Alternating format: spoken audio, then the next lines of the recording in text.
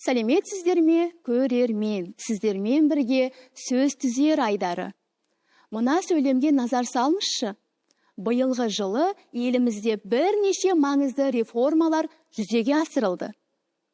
Қазақ тіліндегі тіркесім ерекшелігін ескермеуден, басы артық сөзді көп қолдану салдарынан туындаған стильдік қате. Биыл сөзі бұл және жыл сөздерінің кірігуінен қалыптасқан.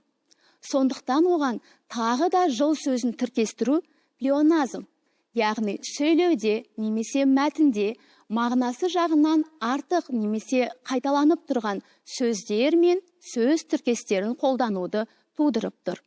Дұрысы биылғы жылы емес, биыл немесе осы жыл. Мәлімет сіздерге пайдалы болды деп ойлаймын. Келесі кездескенше сау болыңыздар.